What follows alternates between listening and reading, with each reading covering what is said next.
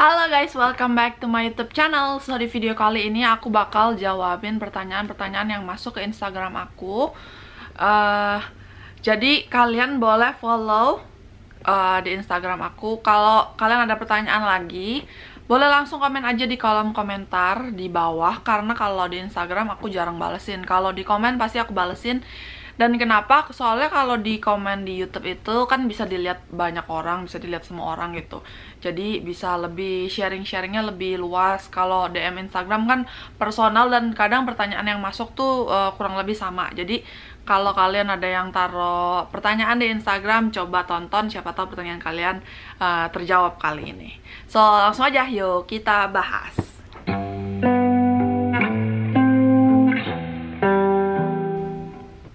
Halo, langsung aja nih ya ke pertanyaan yang pertama. Kak, saya eksklusif tapi saya jump ship. Apa saya di blacklist imigrasi atau enggak? Kalau enggak, rencana mau pakai visa J1 HRC untuk balik lagi. Untuk daftarnya apakah online atau datang ke Belanda?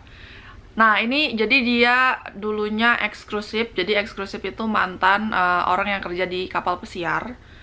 Tapi saya jump ship. Jump ship itu sebutannya, jadi dia kerja di kapal itu kan biasanya kita pasti berlabuh dulu di negara mana, misalkan di Amerika atau di Eropa gitu kan. Nah, dia mungkin pas di Amerika, dia kabur, sebutannya kabur dari kontrak kerjanya. Terus dia tinggal di Amerika gitu mungkin. Nah, kita nggak tahu dia tinggalnya berapa lama. Kalau misalkan lebih dari 6 bulan, sesuai yang aku search di Google nih, datanya dari kalau lebih 6 bulan itu bakalan di blacklist kurang lebihnya 3 tahun. Dan setelahnya mungkin kalau kalian mau coba apply lagi bisa. Tapi diinget ya, di blacklist sama di reject visanya itu beda. Jadi kalau di reject, misalkan kita udah apply, terus kita interview dan kita dapat kertas pink itu, kalau visanya di deny itu beda. Jadi kalau di deny nggak di blacklist. Kalau di deny kita bisa apply lagi sampai 3 kali kalau nggak salah. Dan uangnya memang gak refund, jadi kita harus bayar lagi dan kita bisa apply ulang untuk visanya gitu. Nah, pertanyaannya di blacklist atau enggak? Di blacklist kalau tinggalnya lebih dari 6 bulan gitu kan. Terus kalau enggak, rencana mau pakai visa J1 HRC untuk balik lagi. Untuk daftarnya apakah online atau datang ke Belanda? Daftarnya semua agensi yang aku bahas di video agensi penyalur TKI ke Amerika, kalian bisa tonton videonya. Itu semua bisa daftar online ya, jadi nggak perlu harus datang ke kantornya gitu. Bisa semuanya daftar online, kayak di HRC dia kantornya ada di Belanda, kita bisa semua. Aku kemarin pakai agensi itu dan semuanya dari Jakarta. Semua dokumen-dokumen yang dibutuhin mereka kirim langsung gitu. Jadi semuanya dikirim sama mereka dan semua dokumennya itu dibantu sama mereka. Gitu, semoga menjawab ya pertanyaan yang pertama. Pertanyaan yang kedua, langsung ke pertanyaan yang kedua. Halo C, saya Henny. Halo Henny, maaf ganggu C. Aku mau tanya tentang agen HRC internasional itu. Kemarin lihat YouTube Cece, bilangnya Cece udah berpengalaman belum? Aku cuman pernah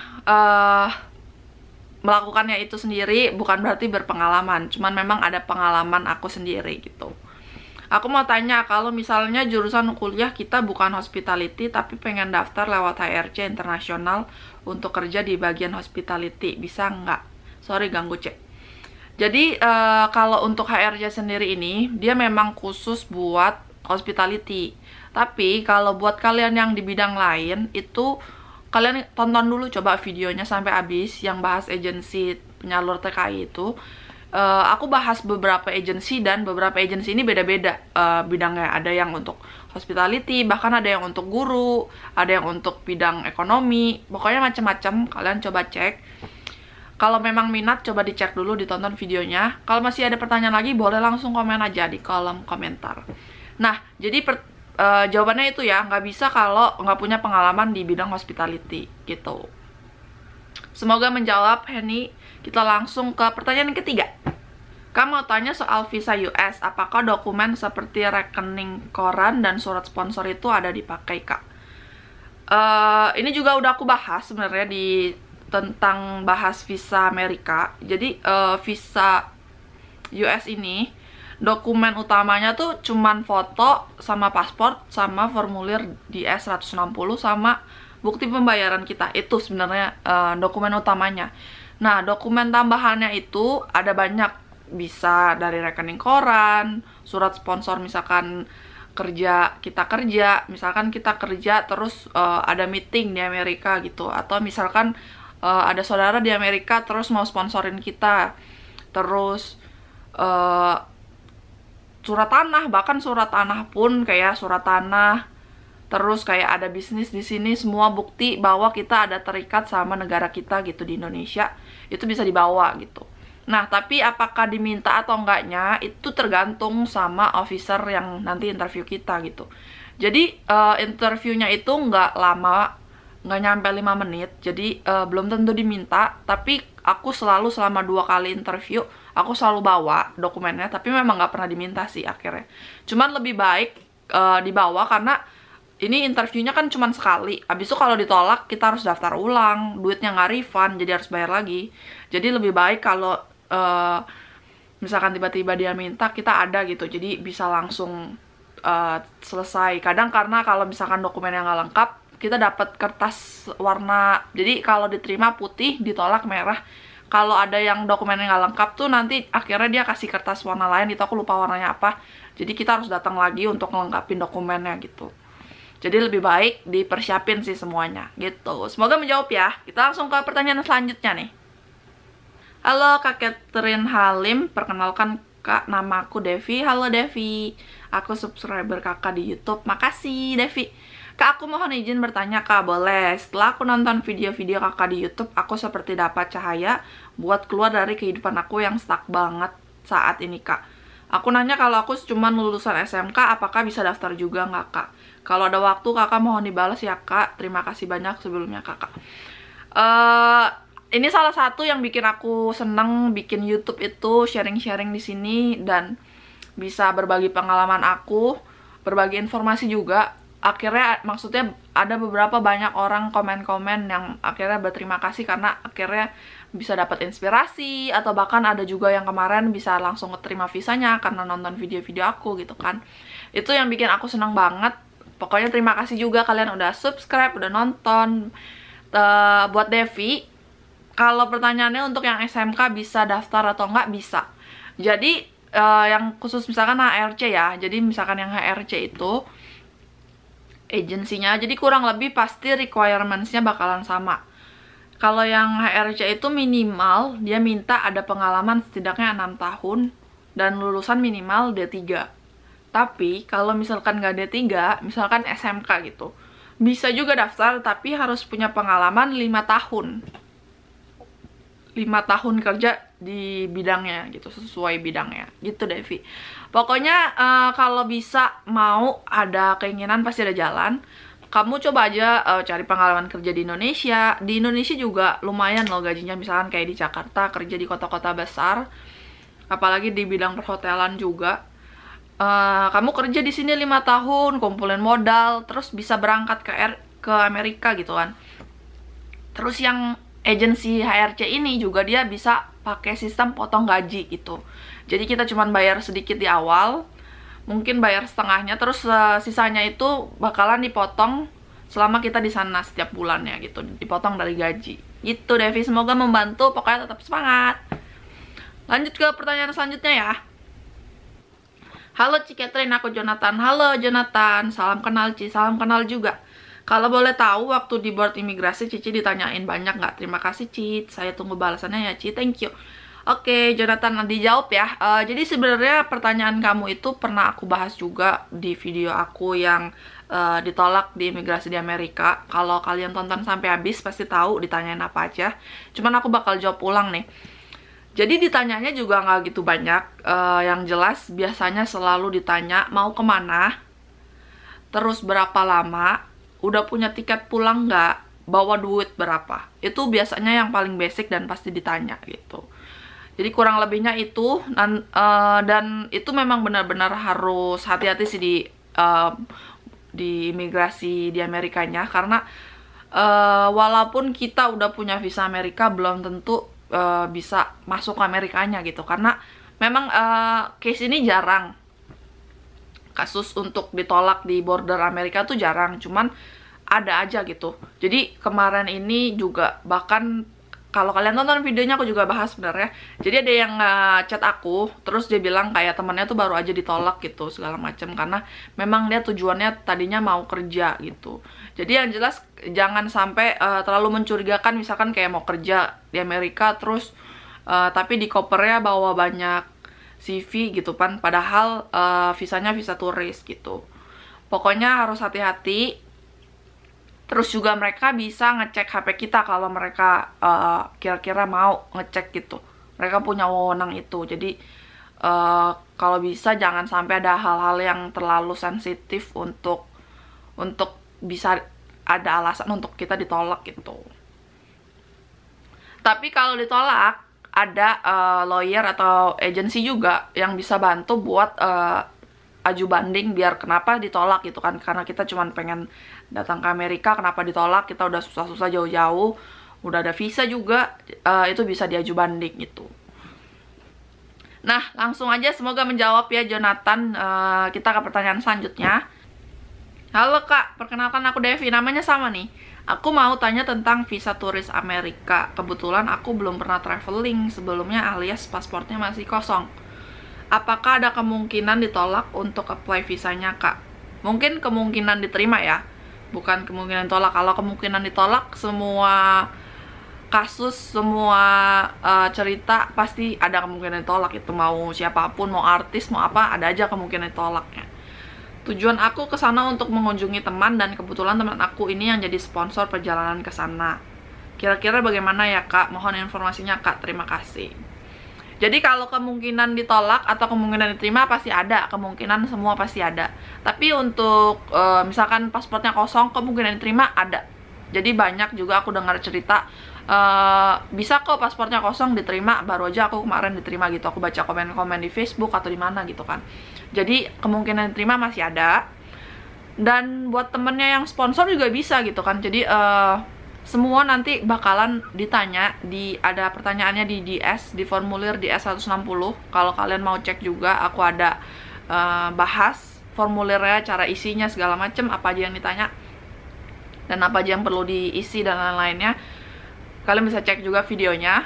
Terus bisa nanti semuanya itu ditanya di sana, kayak di sana tinggal di mana, terus selama perjalanan ke Amerika ini dibiayain siapa. Jadi ada pilihannya dibiayain diri sendiri, atau orang tua, atau ada orang yang di Amerika gitu kan, segala macam. Jadi semua detail perjalanan kita itu bakalan ditanya nanti di DS 160-nya. Nah, caranya biar bisa diterima, salah satu tipsnya adalah semua yang diisi di DS 160 harus sama persis sama jawaban kalian pas interview gitu. Jadi jangan sampai beda-beda. Itu yang bisa bikin officernya jadi nolak kalian, karena nggak jelas gitu kan, beda-beda. Jadi mana yang benar kita nggak tahu gitu. Semoga menjawab ya Devi. Kita lanjut ke pertanyaan yang selanjutnya. Hai, selamat malam dari Indonesia. Halo, terima kasih buat konten YouTube kamu, especially tentang USA ya. Terima kasih juga udah nonton. Kemarin aku ketemu channel YouTube kamu mengenai agensi penyalur TKI. Ini videonya guys. Aku mohon izin mau nanya, bisakah memakai agensi ARC jika bukan lulusan hospitality sis? Itu pertanyaannya udah dijawab tuh tadi ya, ada 2 pertanyaan. Ada juga video YouTube yang mengatakan kalau kita udah pakai visa J1 setahun, kita harus pulang dulu ke Indonesia selama 2 tahun baru bisa balik lagi ke USA. Itu gimana sis? Itu aja dulu ya sis, semoga dijawab. Thank you dan sehat-sehat selalu. Terima kasih. Jadi pertanyaan yang pertama udah dijawab ya sebelumnya. Kalau HRC memang khusus untuk hospitality, jadi nggak bisa. Tapi bisa pakai agensi yang lain yang aku udah bahas di video itu. Nah, buat pertanyaan yang kedua, itu benar. Jadi kalau kita pakai visa J1, visa J1 itu kan sebenarnya exchange program. Jadi program pertukaran gitu kan. Jadi sebenarnya Amerika tuh punya tujuan yang baik untuk program ini, untuk visa ini. Jadi dia pengen orang dari seluruh dunia di beberapa negara yang bisa datang ke Amerika buat cari pengalaman kerja, terus bisa cari modal juga, bisa dapat uang kan, karena kita dibayar. Gajinya pun sama sesuai dengan staff permanen yang ada di Amerika gitu. Jadi nggak ada perbedaan sama sekali. Jadi walaupun sebutannya mungkin visa magang, tapi digajinya sama staff permanen gitu kan. Jadi tujuan mereka biar kita bisa balik ke home country kita, ke negara asal kita punya pengalaman lebih, pengalaman yang lebih baik gitu kan di luar negeri, terus punya modal untuk bisa kita mungkin buka bisnis sendiri atau gimana gitu. Jadi lebih baik di negara asal kita gitu. Itu salah satu tujuan mulia negara Amerika untuk buka visa J1 ini gitu kan.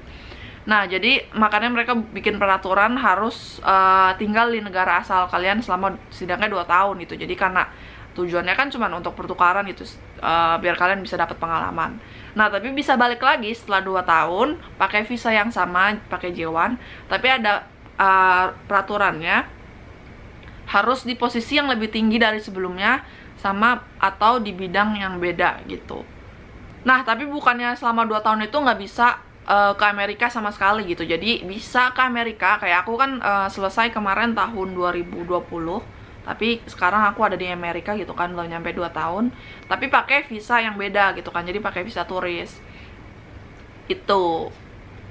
Semoga menjawab ya. Nah, terus aku mau kasih tahu nih, jadi di video yang kedua video kedua pertama yang aku upload itu, aku ada tulis send your CV terus dapat bonus berapa dolar gitu kan. Jadi itu semua udah nggak berlaku ya. Jadi aku upload itu saat aku masih program di Amerika, masih magang sama HRC, agen HRC-nya, dan mereka bikin program kalau kita bisa undang temen kita datang ke Amerika juga, bisa sampai kerja di sini sama agen HRC ini. Jadi kita kayak rekomendasi dan mereka bisa berangkat sampai nyampe ke Amerika, kita dapat bonus tuh kalau nggak salah $500 atau berapa gitu kan. Nah, jadi aku tadinya mau ikut program itu. Nah, tapi karena sekarang aku udah masukin email aku di sana, jadi ada banyak orang yang email juga, ngirim CV dan lain-lain. Kalian bisa langsung, kalau mau minat, bisa langsung kirim ke HRC internasional itu atau ke agensi lainnya gitu kan, yang aku udah sebut di video aku yang bahas agensi itu. Karena banyak dari kalian yang CV-nya udah bagus-bagus banget dan bisa banget berangkat langsung gitu kan, bisa lewat agensi bantuan ini dan kalian bisa kerja di sana gitu. Jadi ini salah satu contohnya, kalian bisa lihat dia pengalamannya udah lebih dari 2 tahun, yang jelas itu udah bisa banget. Karena pas aku berangkat pun aku itu baru banget lulus, jadi fresh graduate, terus cuman punya pengalaman kerja magang, bukan jadi staff permanen atau apapun, cuman anak magang yang dari kampus gitu, magang-magang kampus, cuman pengalaman kerja 6 bulan, sama waktu itu pernah ikut yang Asian Games. Jadi pernah ada Asian Games di Jakarta, aku ikut dari kampus itu, kita jadi cook di sana, cuman selama kurang lebih 2 bulan gitu. Jadi pengalamannya nggak nyampe 1 tahun, tapi bisa berangkat ke Amerika gitu, dan fresh graduate. Jadi kalian yang mungkin punya pengalaman lebih atau bahkan kuliahnya lebih lama gitu kan, kalian bisa langsung daftar ke agensinya gitu kan. Dicek-cek dulu, kalau kalian mungkin nggak yakin sama yang aku omong apakah benar atau enggak, kalian bisa cek dulu, research dulu di Google, semuanya ada gitu. Nah, lanjut ke pertanyaan selanjutnya ya.